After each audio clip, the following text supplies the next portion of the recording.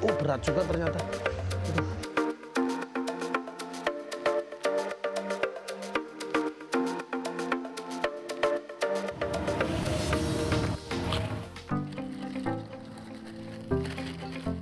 Karak merupakan makanan khas daerah Karanganyar dan Solo, Jawa Tengah. Kerupuk karak atau gendar terbuat dari nasi yang ditumbuk atau dihaluskan dan setelah kering, dijemur dan digoreng hingga jadi camilan kerupuk yang gurih dan renyah.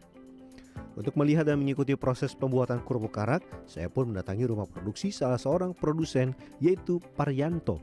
Ini saya lagi bawa bahan untuk dibuat apa? Kerupuk karak ya?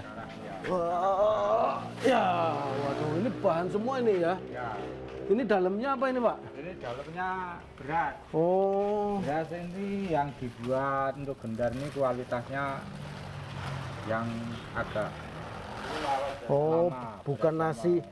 bukan nasi aking dijemur kering, bukan ya, tapi Bukan, beras. asli. Tidak menunggu waktu lama, saya langsung mengikuti proses membuat karak dari awal. Pertama, kita takar beras. Satu kali masak kurang lebih sebanyak 1 ember. Dalam sehari, tempat ini paling tidak bisa mengolah 2 kuintal beras. Proses memasak beras menjadi nasi bisa dilakukan berkali-kali. Nah, ini kita bawa ke tempat pencucian. Ya, Pak, situ Pak. Ini masukin kemana? Itu Sini. Oh, masukin langsung? Langsung, nah ini. Setelah dicuci bersih, beras dibawa ke tempat memasak.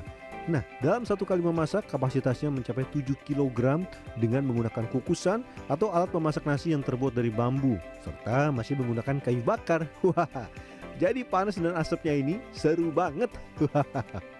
Ini udah? Hah? ampun. Sampun. Ini angkat ya? Anggil. Oh, oke. Oh, tiang kali. Ya. Abet. Ini udah matang. Aduh, aduh. Setelah kurang lebih 10 menit, nasi sudah setengah matang. Tahap selanjutnya, beras setengah matang ini akan ditampung di bak dan dibiarkan sampai keesokan harinya agar benar-benar kering. Cukup sampai di sini, nanti dilanjutkan besok harinya untuk diproses lebih lanjut. Setelah dibiarkan selama 1 malam, tahap selanjutnya tinggal bumbu untuk merebus nasi. Tahap kedua ini proses memasak menggunakan air, bumbu, dan wajan. Nah, ini jadi bumbunya nih ya. Ini segini penuh.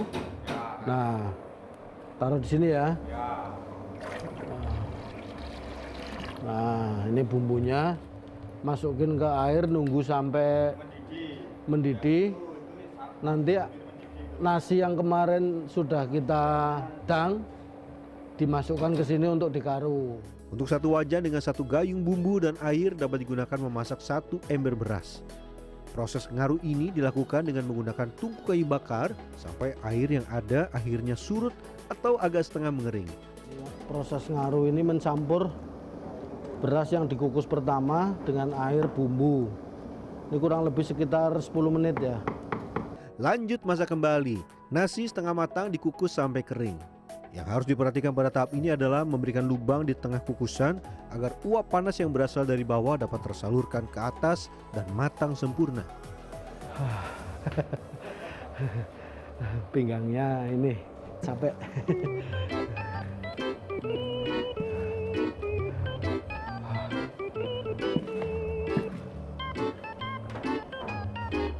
Ini Pak, gantian Pak. Tidak terasa karena terlalu asik, pinggang saya mulai terasa tidak nyaman. Terpaksa nih harus gantian sama pekerja lain. Maklum masih amatiran. Selanjutnya tinggal proses memasak. Yang harus diperhatikan adalah dandang harus ditambahkan air agar tidak gosong. Pastikan kondisi airnya juga cukup dan kukusan sudah berisi beras setengah matang yang sudah dikaru dan langsung ditanda kembali. Ini masak ngedang yang kedua ini berapa lama Pak? Sama. Ini Nah, ininya diambil ya. Biar ini dalamnya itu ada rongga, biar uap dari bawah itu bisa naik sehingga matangnya itu bisa sampai atas. Ini pakai kayu bakar. Setelah matang tinggal proses penggilingan. Proses penggilingan ini sudah praktis menggunakan mesin otomatis seperti ini. Agar benar-benar halus dan lembut butuh waktu kurang lebih 7 menit. Ini udah matang. Ini langsung masuk ke penggilingan. Nah.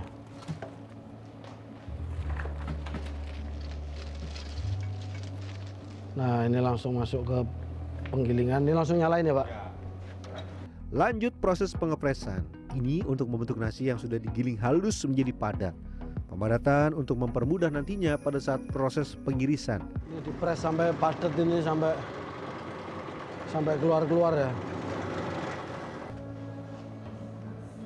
Wah, ini tangannya udah kebal. Udah anti panas. Oh, diangkat dulu. Aduh, berat. Oh, berat juga ternyata.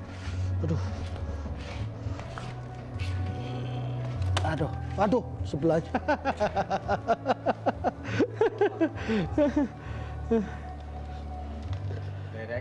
Udah, lanjut, Pak. Susah, intinya ini harus dilepas pakai pisau seperti itu ya.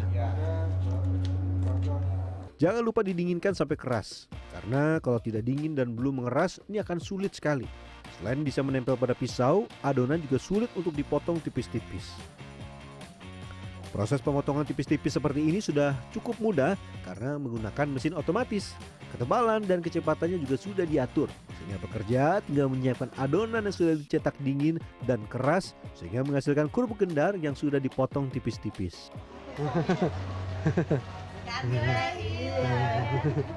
Nah, ini udah terpotong-potong seperti ini.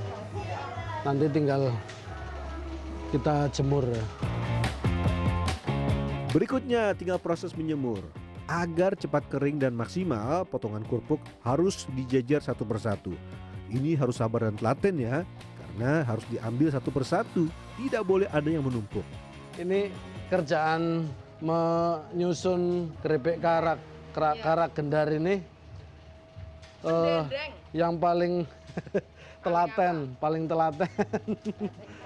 Iya, paling sabar,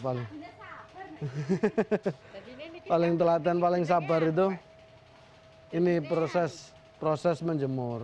Untuk mengusir kejenuhan saat tengah menyusun potongan karak, pekerja yang sebagian besar ibu-ibu biasanya sambil mendengarkan musik.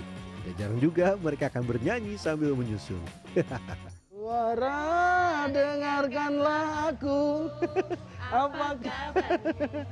Iya hatiku. Ini kalau nggak sambil nyanyi gini tuh boring ya. Kalau nggak paling ngerasani orang.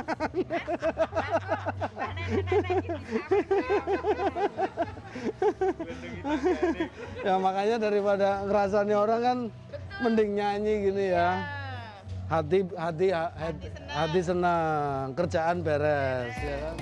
Oh iya, proses penyemuran kerupuk karak ini masih mengandalkan tenaga matahari. Jika kondisinya cukup terang dan terik, ini nggak ada masalah, karena sehari saja bisa kering. Tapi kalau dalam kondisi musim hujan, olahan yang sudah dipotong dan tidak dijemur akan rawan rusak dan berjamur. Setelah dipastikan kering, berikutnya tinggal menggoreng. Nah, menggoreng karak harus dengan minyak yang panas. Karena itulah, tidak digunakan kayu bakar seperti proses pengolahan sebelumnya, melainkan menggunakan kompor gas. Pak, ini gorengnya berarti cepet ya? Ya. Paling semenit nggak ada ya? Ya.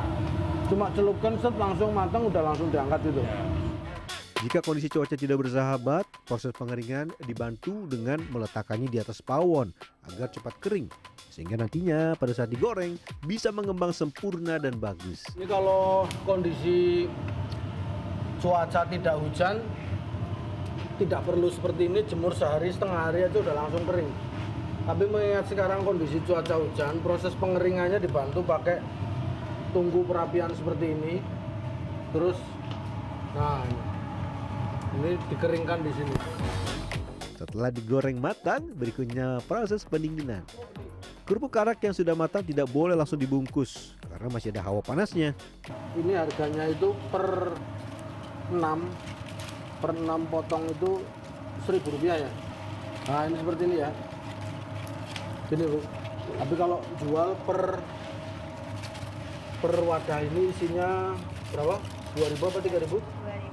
2.300.000. Tahap ini cukup menantang ya, karena proses perhitungan sekaligus pengemasan dilakukan secara manual.